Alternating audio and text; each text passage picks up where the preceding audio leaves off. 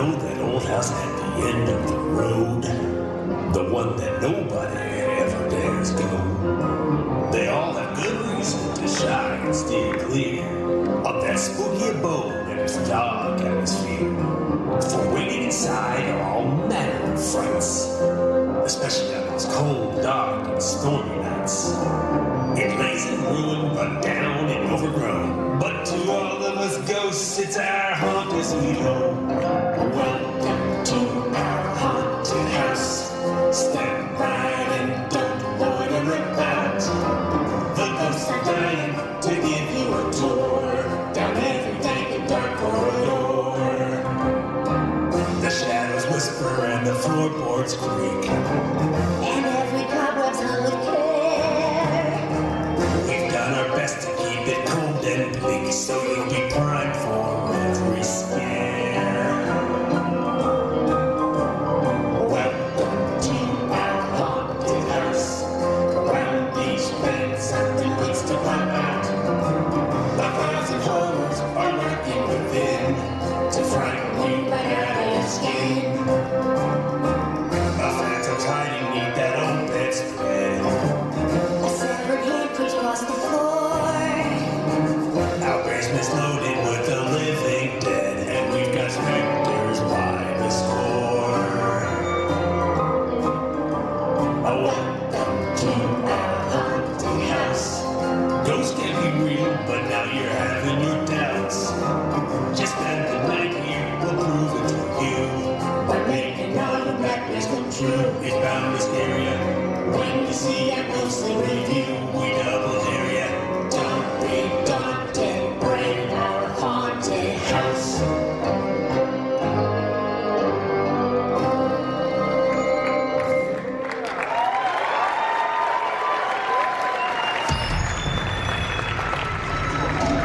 Welcome to Midsummer Scream. Universal Studios Hollywood is just about ready to unleash the terrors of its 2022 event on fans in the weeks ahead. But first, we have a special guest ready to share more secrets about this year's event. All the way from his home in Ireland to sunny Long Beach, please welcome the creative director and executive producer of Halloween Horror Nights, John Murdy.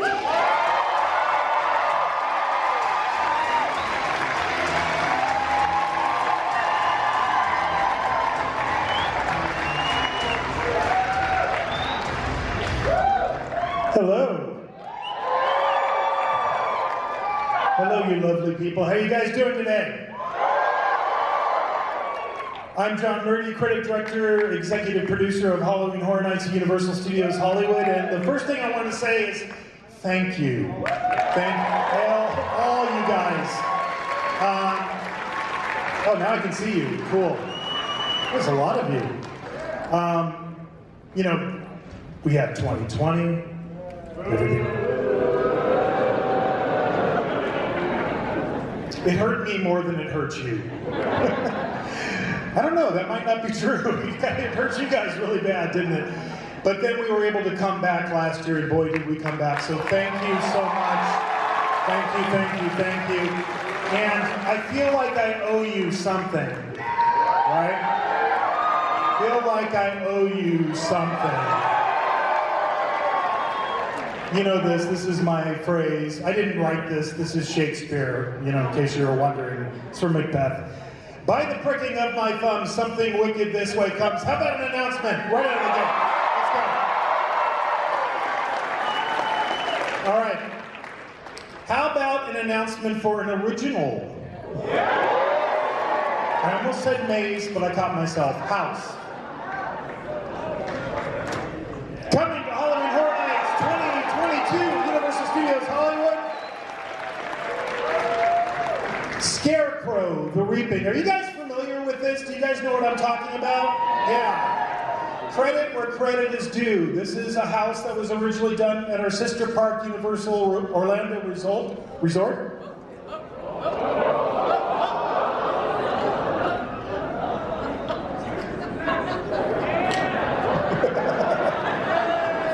And thank you very much. I'll see you guys later. Now, I can't be doing that because I'm not pushing a button. Are we cool? I don't have to get a priest or anything? Okay, it only goes downhill from here, guys. All right, and don't drop the clicker. That's the other thing you gotta do. What excited me about... Give me a break, I just flew 11 hours. I don't even know what time zone I'm on.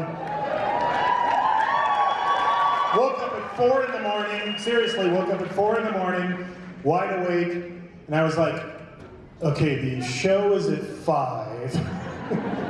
So I started dusting my monsters in my monster room at 4 in the morning. I was like, well, I could dust the monsters, I guess I could do that. So what excites me about this particular house is that we get to do history, okay? So the first part of this presentation is going to be a history lesson. Is that okay with you? I didn't expect that enthusiastic a response, but no, I'm a big history nerd, and what really excited me about Scarecrow was the setting of where it takes place, which is the Dust Bowl of the 1930s. Anybody familiar with the Dust Bowl? Give it up for the Dust Bowl! For those of you not familiar with the Dust Bowl, indulge me for a second, because I'm going to give you a little history lesson. We Americans, and I'm going to count myself, I live in Europe, I've been in Ireland for 5 years, I'm an American, right? But we believe some crazy stuff, don't we? Okay. So there was this thing called manifest destiny. It was this belief that, we had to not only settle, the original 13 colonies, but we had to go all the way across the entire country, settle the entire land. So in 1862, there was something called the Homestead Act. Check that out. How's that recall from high school? 1862, Abraham Lincoln came up with this thing called the Homestead Act. And basically what it was is if you wanted free land, 160 acres, you could fill out the paperwork and pay the registration fee, and they would give you free land. And this went on for a long, long time, started in the Civil War, continued afterwards. But what it meant is a whole bunch of people that went west. You see them in the picture next to that 200-foot giant woman striding across the land. They weren't farmers. They had no idea what they were doing, so they didn't know anything about crop rotation or the proper management of the land. So they went west and they started opening farms, and then something else happened. World War I came along. America suddenly became the breadbasket for the world, right? So that means they had to plow up more land and more land. And when I said, we Americans believe some crazy stuff, this is something they actually believed back then. If you plowed the land, the rain will come. Right? It's kind of like if you build it. Another great Universal movie, They Will Come. So they plowed up all this land thinking, well, it's just going to, the environment will change and it'll start raining, but it didn't happen. In fact, they had a drought. And the area we're talking about is in the South American prairies, so this is kind of the hot spot where you see on that map. All of the land just turned to dust, and as the winds came along, it just blew it all off the land, destroyed thousands and thousands, millions and millions of acres. And these are actual newspaper headlines, and this is all part of the research I do when I'm first starting to work on a house. So you have these things called black rollers or black blizzards, and to me there's nothing scarier than history. Why is that? Real. Okay, just imagine yourself. Imagine that's your house, okay? You're a farmer, you're waking up on a Saturday or Sunday, and you come outside and you're like, oh, what a beautiful, oh my God! Look at how big that is. Imagine this 200, 300-foot dust cloud is coming at your house. And then when it left this. Honey, I'm gonna get the car and I'm gonna go, oh. Never mind, I think I'm gonna hitch up Nettie and we're gonna, oh. Everything was covered in dust. And if that wasn't bad enough, after the dust storm swept all the topsoil off this country, then came, not kidding, the plague of locusts. Millions and millions and millions of locusts descended on the land. Actually, my grandmother grew up in South Dakota around this time, right? And she remembers the plagues of locusts that were coming across the prairies and into the farms in those days. And I remember as a kid, she told me that they were so thick on the windows it blacked out like all light. everything went dark. So when I say history is horror, this is what we're talking about.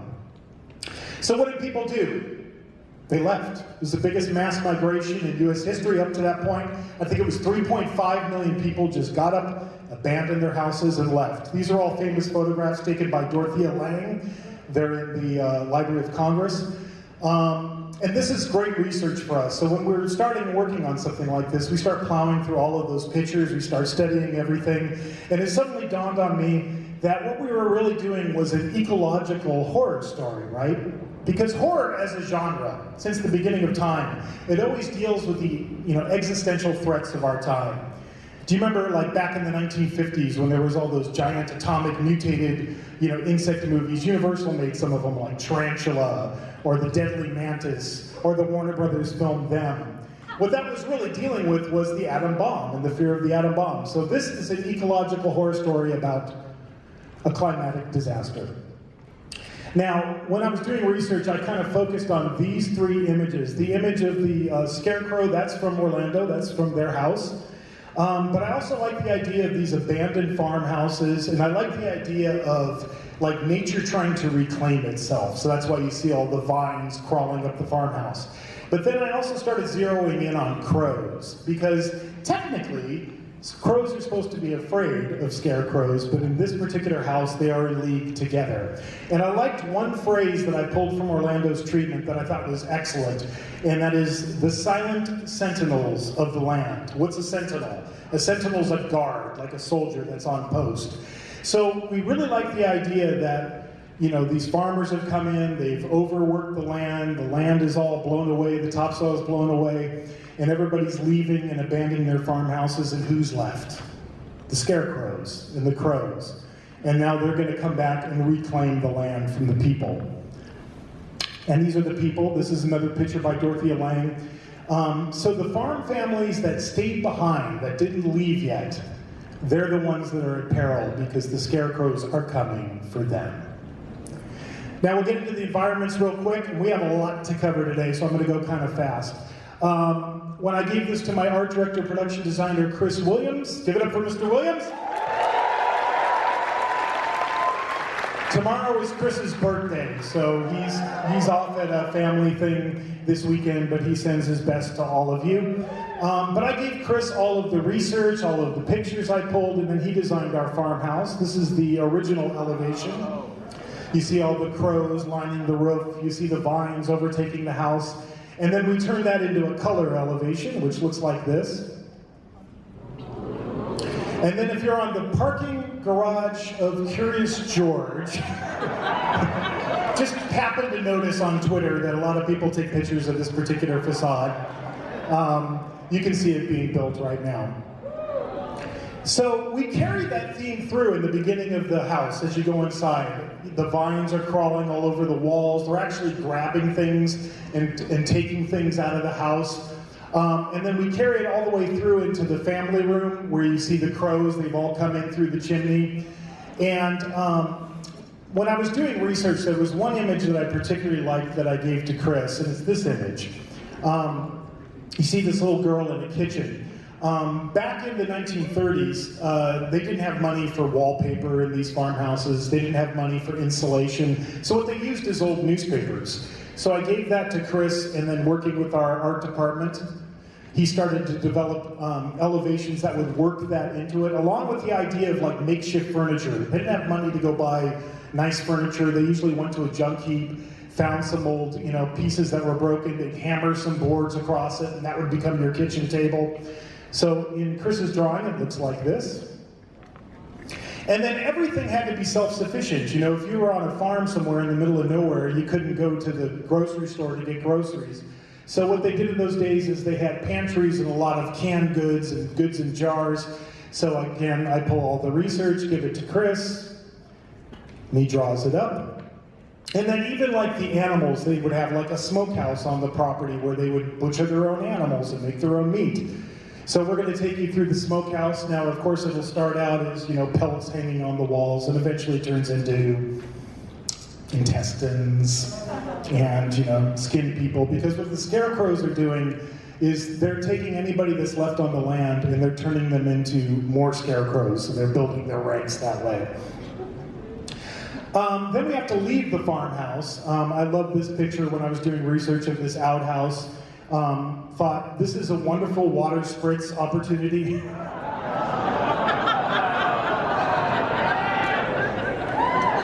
You're welcome. So you're going to go by this old outhouse, and of course, you know, you're going to get sprayed. But again, the crow, you keep seeing these crows showing up. They keep showing up through the whole thing. You see them as you go through the entire experience, including when we get to the barn. There's a whole number of them on top of the barn. And then, since we were talking about water spritz effects, I did a lot of research on bird poop. Okay. Hours and hours. I think I spent a whole day researching bird poop because I wanted to get something like this kind of consistency. Why does that come into play here? Because there's a scene in the barn, we call it the rookery. Does anybody know what a rookery is? Okay, yeah, but what is it? It's where crows go. Yeah, that's where crows make their nest. They make their nest in a rookery. So we're going to take you through the rookery. This is a ground plan down view of it there. It's a, and I'm going to screw this up, it's a dectagonal? It's a 10-sided room. And the crows are all above you, and then all those dark spots, that's their poop. And, you know, just to go one better, they're going to poop on you as you go through the scene. So I've got my special effects guy working on this. It's going to be excellent. And at the very end, you end up in this place called the Hive. And this is where they're taking all of the farmers, anybody who stayed on the land, who overstayed their welcome, and they're ripping their guts out, stuffing them filled with hay, and turning them into human scarecrow, or turning the humans into scarecrows. And I'm going to run you through the characters real quick. So this is the work of our artist, Lucas Colshaw. I think you guys know who that is. He's been our artist since I brought Horror Nights back in 2006. He's been with us every year. If you went through the Bride of Frankenstein Lives last year, Lucas did all those gorgeous illustrations. So we have a whole bunch of different kinds of scarecrows. I'm just going to click them through real quick. These are our baseline scarecrows. And then these are what we call dusty crows. So they're like covered in the topsoil that's blowing all everywhere. They're all chalky looking. And these are the Stella crows. And the sepia crows. So these are the ones that were human not so long ago, but the blood from their wounds is still seeping through their scarecrow wrappings. Beast crow and barn crow. And these are the humans that are being turned into scarecrows. These are our cocoon crows. And then, when we got to the ending, we thought, well, who's behind this all? Like, what's causing all this? There has to be somebody leading these scarecrows. So we decided to invent a character that didn't exist in the previous version in Orlando. Somebody that would be behind all of this. We call him King Crow.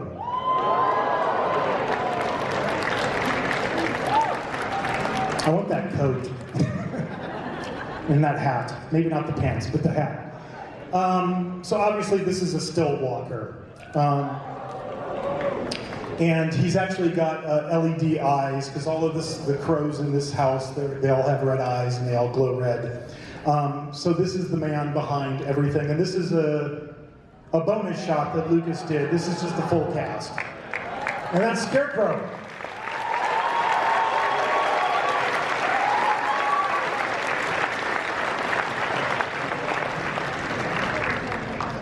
Water and electricity is never a good idea. Kids, don't do this at home. All right, what should we do now?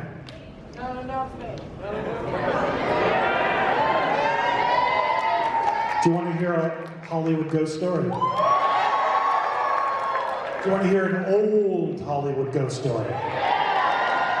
Okay.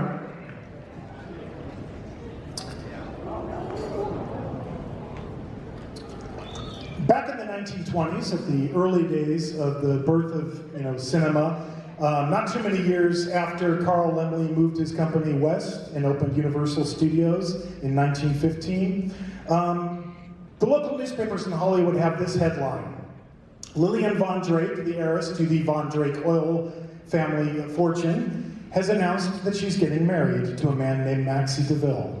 Now, Maxie DeVille is what you would have called back in the 1920s a drugstore cowboy. What that means is it's a guy who dresses up like all fancy clothes and hangs out in front of drugstores in order to pick up women. In this case, he met Lillian, he swept her off her feet, she falls head over heels in love with him, and they get married, much to the chagrin of her mother, Mildred Von Horn, who is the widow who has the entire oil fortune. Because no sooner do they get married, Maxie starts to work on a luxury hotel. It's up in the Hollywood Hills. It's just directly below the famous Hollywoodland real estate development sign. But he spends all of this money, millions of dollars, building this beautiful luxury hotel and starts hobnobbing with the rich and famous of Hollywood. And then, only a few months after that, tragedy strikes.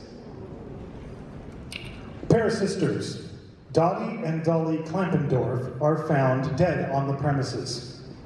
Dottie, the maid, is found swinging by her neck in the elevator.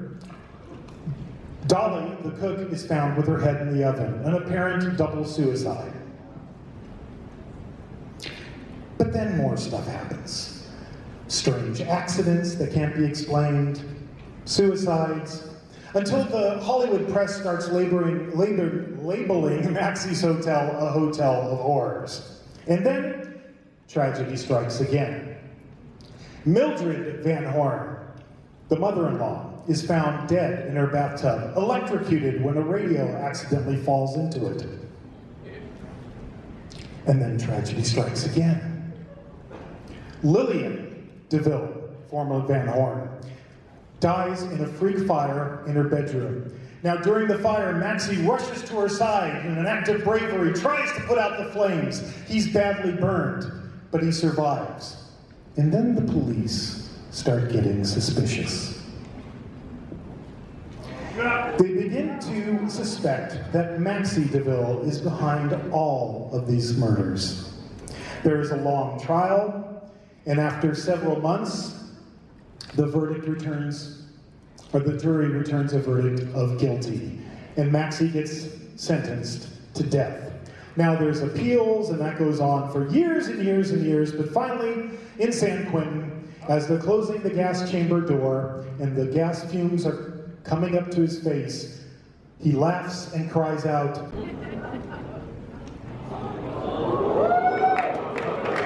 and that's all I'm gonna say. Stay tuned, boys and ghouls. You know what? What would be better than that? How about a surprise special guest? All right. Ladies and gentlemen, please welcome to the stage our good friend at Halloween Horror Nights, Slash.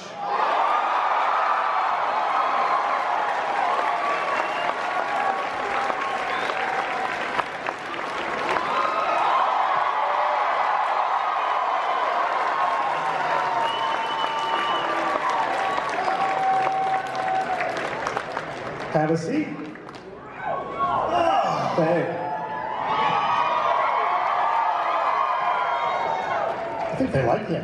You're pretty good. Yeah. Well, I was thinking about this. Slash texted me and he was offered to come down and hang out with us today, which I thought was super, super cool and very nice of him. And I was thinking about it and I was like, you're very quickly becoming probably the person we've probably collaborated with the most in the history of Halloween Horror Nights. You think? Yeah, we've done a lot of these now. So I thought it would be cool just to start at the beginning, if you wouldn't mind. In 2014, do you remember, I'll even back up from there, do you remember the first time you came to Horror Nights? I remember it like it was yesterday. It was the Black Sabbath maze was. Yeah. And I think that's the first time you and I met. And It was. I was so blown away by this maze. and had the best time. And I was very vocal about it. You know, probably more animated than you'd usually see me. Anyway, and so I was hooked on Halloween Horror Nights from that moment on. And I remember that night when we came out of that maze, you said, I'd like to do this. How can we do something together? And so I was like, okay, let me think about that. And then a year later, I sent you the treatment for Clowns 3D. Which was super exciting, because I offered to get involved, but I mean, in what capacity, I didn't know. And he called me up and he goes, yeah, I got this original maze that we're doing, and would you be interested in doing the music? It's this psycho clown thing. And I wrote something in my mind that second. You wrote it like right away, didn't you? Yeah. Literally, when you told me that, I had a melody in my head, and that's basically what this is based on. Cool. Well, I brought a lot of goodies today, and we have a lot of ground to cover, so I'm going to play a little sample from this. I think I brought the track of the whole maze, so forgive me, I might have to cut it off a little bit early, but we're going to go back down memory lane and revisit some of the things Slash has done with us in the past, and we're going to share some of the things Slash is doing with us in the future. So here's a little bit of Clowns 3D.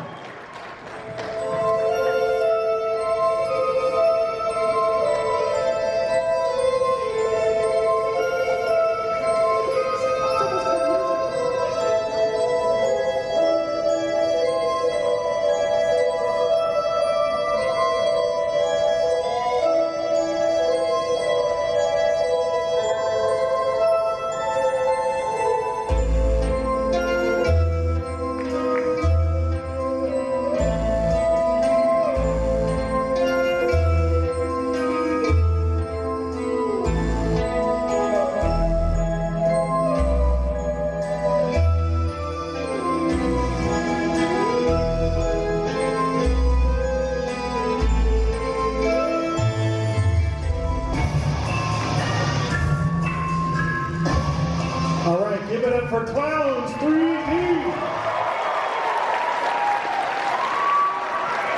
All right. Then a little bit of time went past, about 4 years, and we found out that we were going to be bringing the Universal Monsters to Halloween Horror Nights. And you're the first person I called right after that. Do you remember? What was your reaction when I made that call? Well, it was out of the blue, so I was like, really, really surprised. And you told me what the concept was, and it was just super exciting because, I'm an old school fan of the Universal Monsters. And to get the phone call, hey, do you want to try, because he was really, really polite about it, like seeing if maybe I was busy or whatever it was. He goes, would you be interested? You're in a pretty big band, But I mean, all things considered, I would find time. So he told me what the concept was, and I was just super ecstatic to get involved with it. And it was a lot of fun to do. And the artwork was amazing. It was very inspiring, so it was easy to come up with a melody that I thought would work for it. Of all the Universal Monsters, do you have a favorite? I'd have to say I'm pretty partial to Frankenstein. The tragic, so it would be Frankenstein, then Dracula, then the werewolf, and then the mummy. The mummy, he always... We're going to talk about the mummy. Don't worry, the mummy is getting his due. Speaking of Frankenstein, here's a little sample from Universal Monsters 2018, We Belong Dead.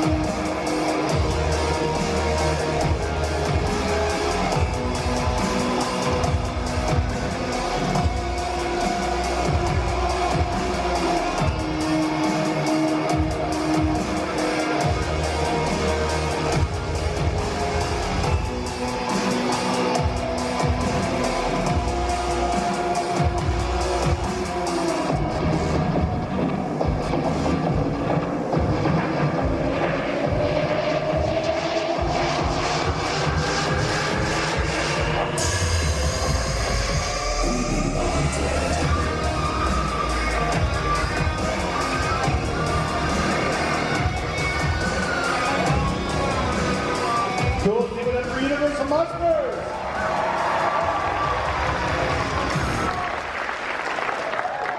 And then a change of pace.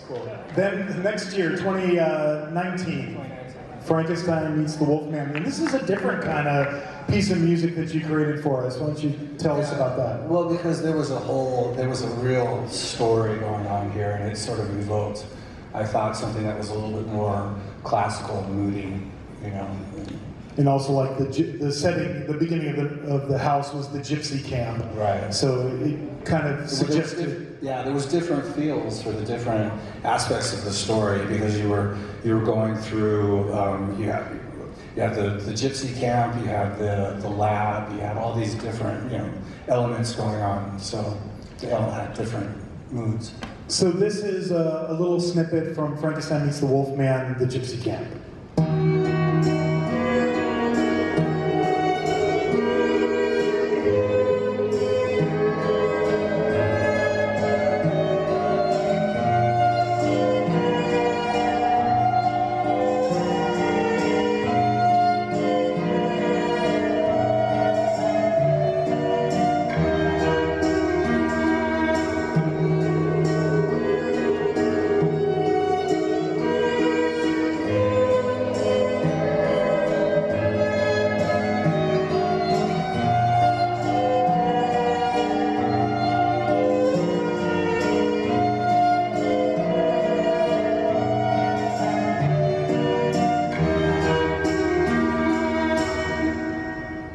Cool, Frankenstein Meets the Wolfman.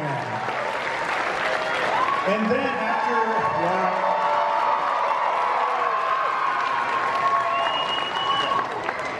I take it you guys like The Bride of Frankenstein Lives, huh?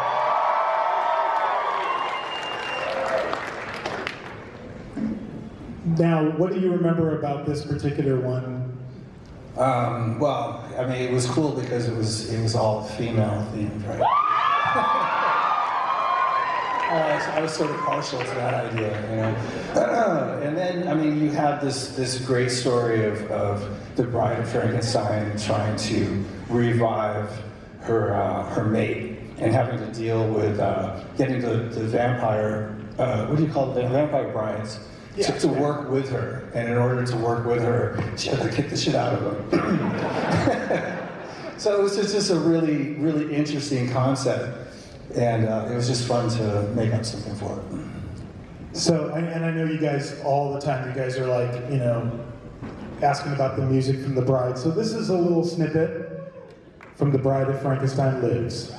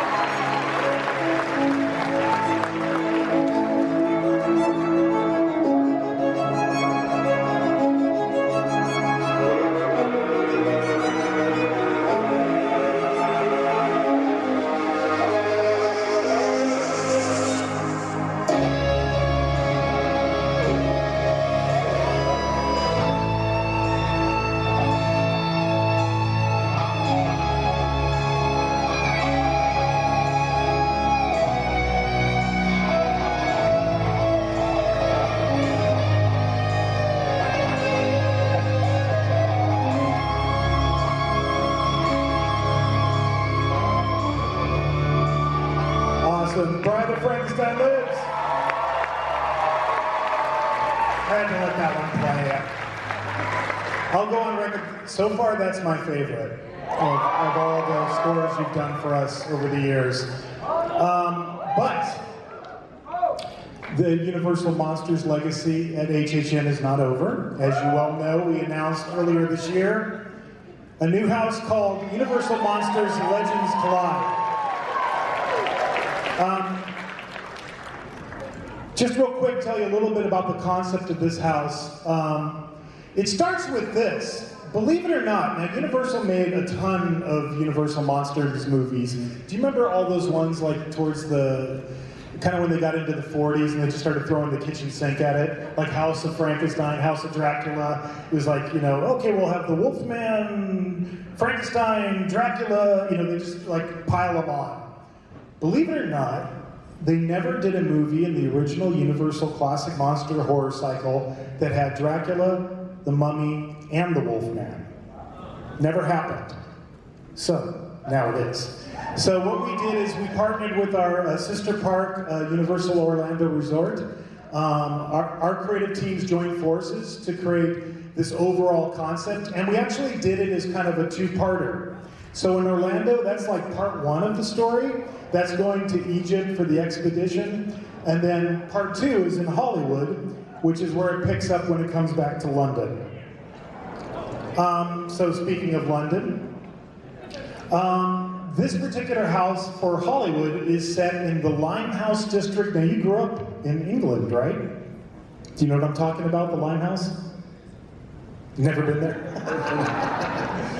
It's along the River Thames, but why it's important is when the British Empire was, in its full glory, that was like the equivalent of like Amazon, right? All shipping for the world came in and out of the Thames. Why does this relate to the Universal Monsters? It's because it's already in the story. If you know Dracula from 1931, what does he do? He gets on the Vesta and he travels to England, and then the majority of the film takes place in England. In The Mummy in 1932, the expedition where they're trying to find the mummy is funded by the British Museum. And lastly, in the Wolfman story, of course, that begins at Talbot Castle, which is in the UK, it's in Wales.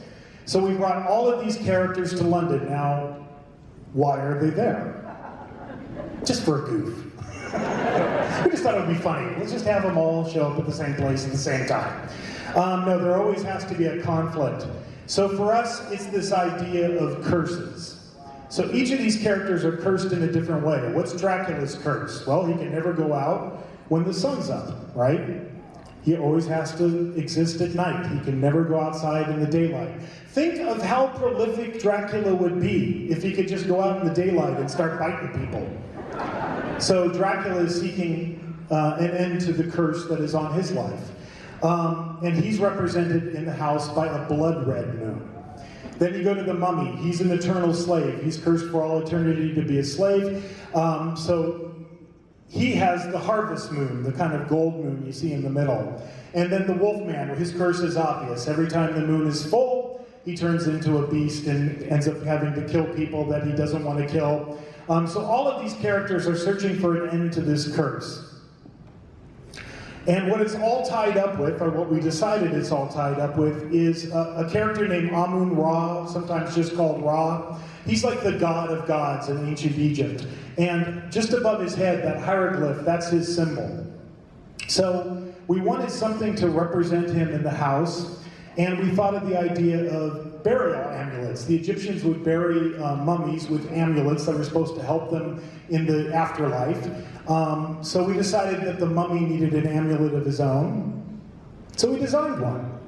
So this is the amulet of Amun-Ra. This is what our mummy character wears. This is what's keeping him alive. This is what's making his heart still pound. It's a special effect and a costume piece. So it's actually got LED technology so that the fire opal in the center of it pulses with his heartbeat throughout the house. And I want one. I've seen the prototype, it's awesome.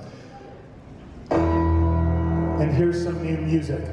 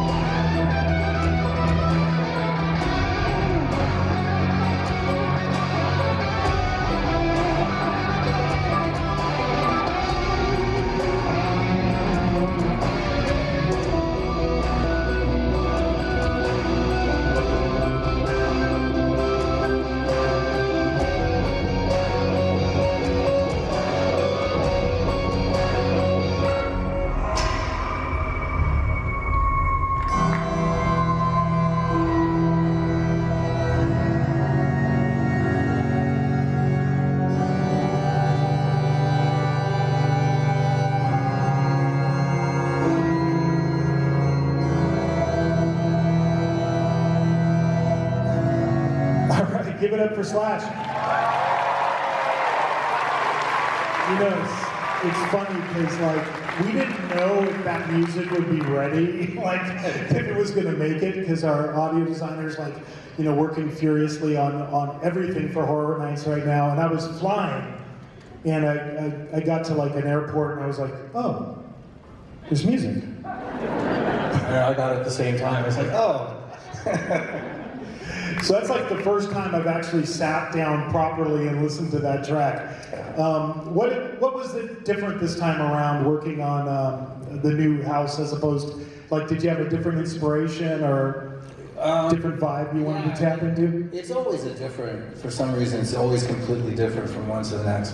But this one was such a great idea, right? And again, I was like trying to evoke some sort of you know, for that period, a little bit of a classical kind of thing to it, and also keep it really heavy, you know. So this was, he just put this together from all the stuff that I wrote, you know, and sent him. So I was really impressed how he edited it together. And that's to give credit where credit is due. That is Stacy Quinolti. Yeah, Stacy's not here, but he's dynamite to work with.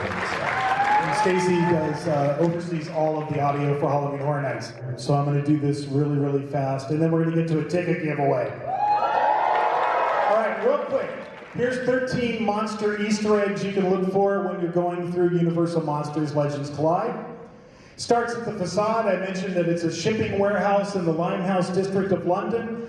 This is my original research image, and then I gave it to Chris, and he came up with this. If you're going down the Starway, and you look to your right, you'll see it. It's in the park right now.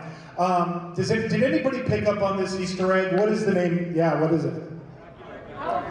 Alucard, Dracula, spelled backwards. And that comes from the movie Son of Dracula.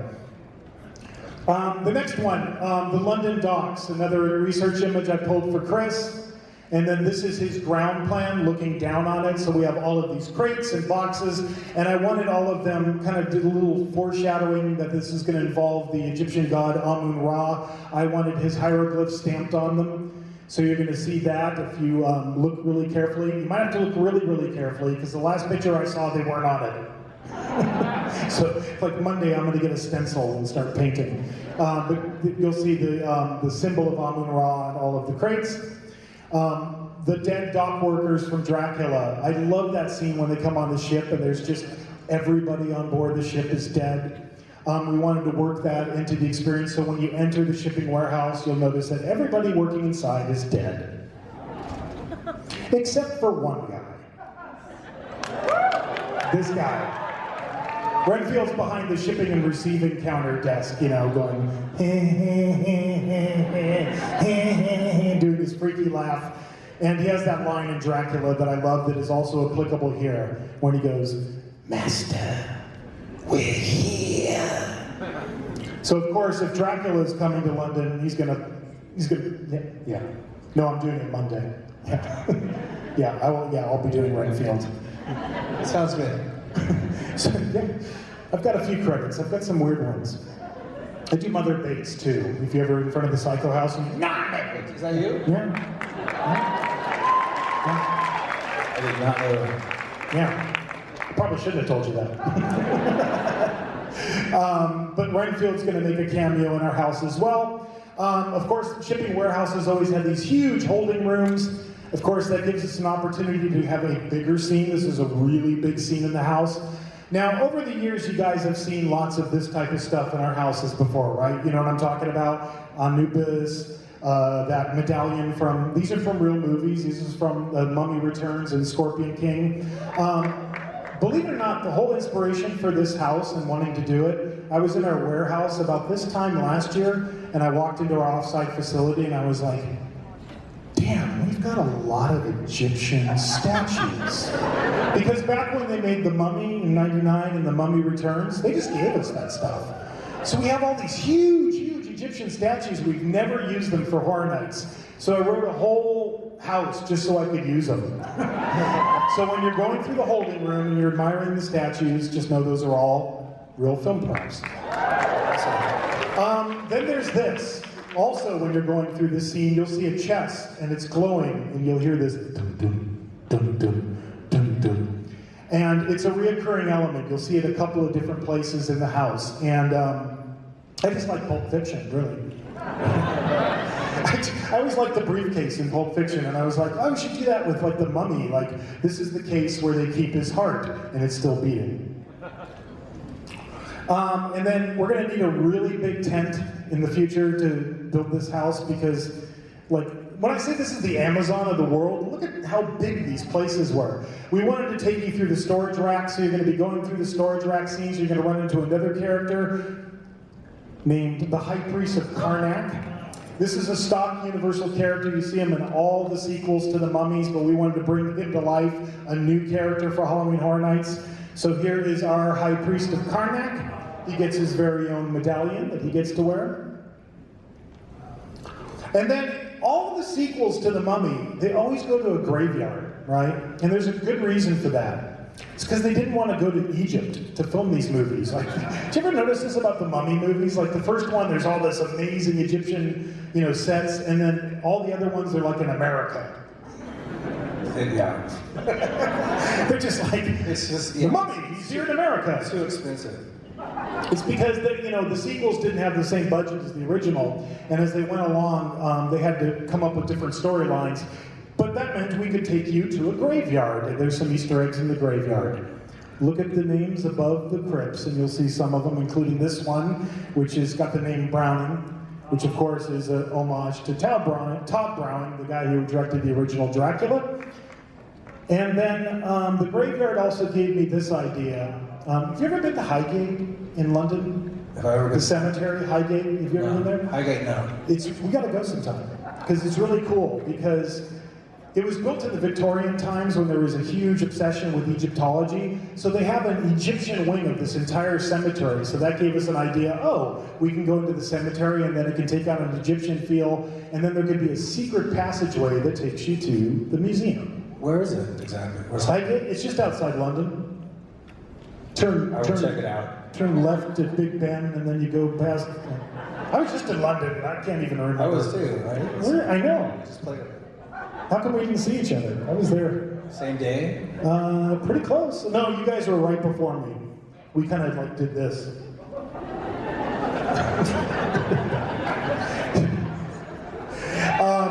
So the secret passageway takes you into the curator's office, and there's the glowing chest.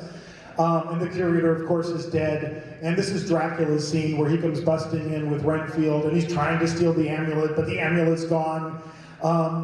What is Dracula doing? He's trying to raise an army like himself to take over the world, like all good vampires.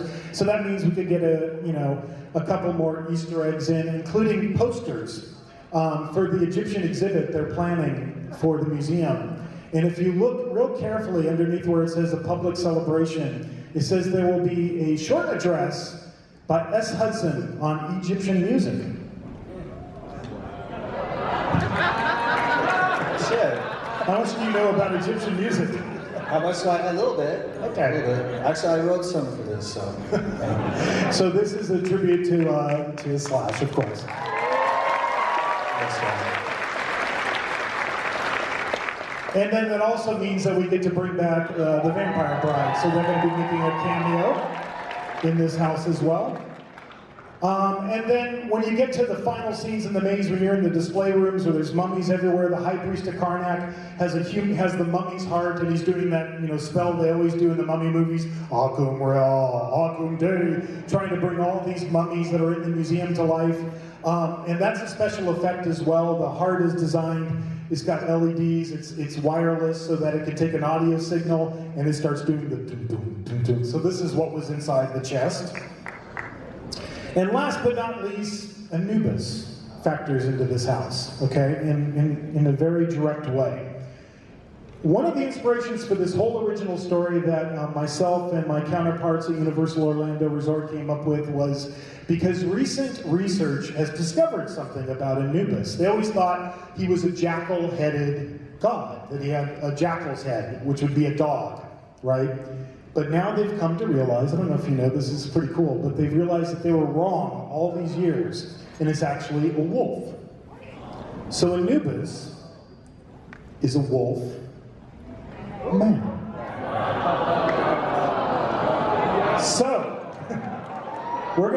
new monster into the pantheon at the end of this house. We're going to have the Anubis werewolf. Be careful messing around with amulets. When you're trying to do all this stuff, you might bring something back you didn't want to bring back, like this guy. And he's got an amulet too. And so this is a still walking version of this character, the Anubis werewolf, and that is the sculpt that we're working on right now. It's being finalized. And can you see where the head form is? That's how tall this guy is. The mask actually doesn't even go on his face. So his head's way up here. So, a little something for you to look out for. All right. I know I'm running long, so we're going to get into fan appreciation time. So what we're going to be giving away is 2 express tickets to Halloween Horror Nights, which allows you to get front of line, and a behind-the-scenes tour with yours truly of a maze or house of my choice. Depending how tired I am, I may walk you all the way down to monsters, I may not. I've had one of those tours, they're pretty entertaining. Do you want another one?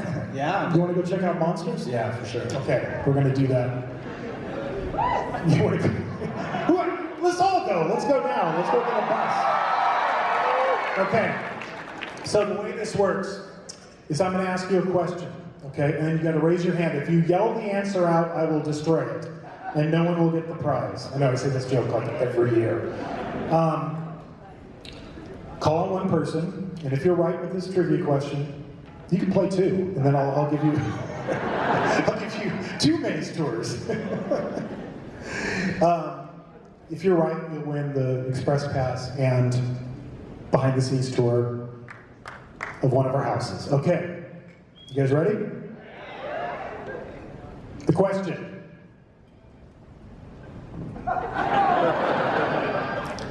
The question.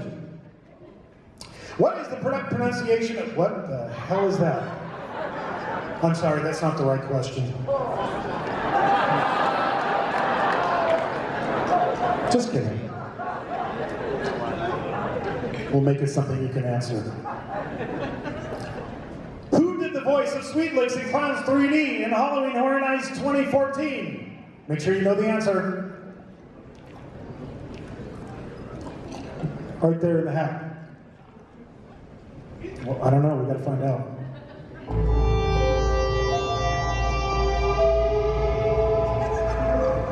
Who did the voice of Sweet Licks in 2014? Do you know the answer to this?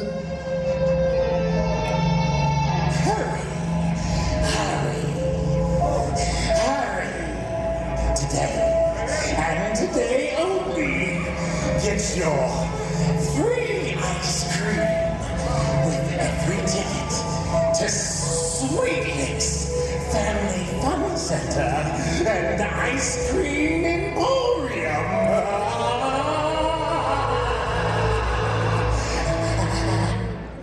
You're absolutely right. Congratulations. There's a person right here who has your certificate. They're going to hook up with you. They're going to let you know how to get in touch with them so that you can come down. You guys can have a free night on us for Horror Nights, front of line, and a behind-the-scenes tour. Thank you on behalf of myself and this guy. Thank you guys so much for supporting Horror Nights. We greatly, greatly appreciate it. We'll see you at the event this year. Thanks a lot. So, a lot of what you've shown today, specifically with the Scarecrow house, but also with the Universal Monsters house, is based in history and research. Yeah. And the average guest walking through may go hunting for Easter eggs, but how do they get all of this information that you've put behind it without being here in the Yeah, I think with anything we do, we always aim for like the uber fan in terms of like things like, you know, putting all those Easter eggs in. I mean, you know, sometimes like you saw a little tease of some newspaper headlines. Like I wrote all that copy. I actually sat down and wrote it all. Because we figure if it's going to be in our house, then it might as well be A, authentic, and actually go to all that effort, because if somebody does bother to look that closely, we want it to be something that like adds to the experience. So we just always seat our houses with as much detail as we possibly can jam in. That's fantastic. We really do appreciate it from a guest point of view. And then so far as Slash, working with him again, and his music is always very well received for all of these, specifically the Bride one.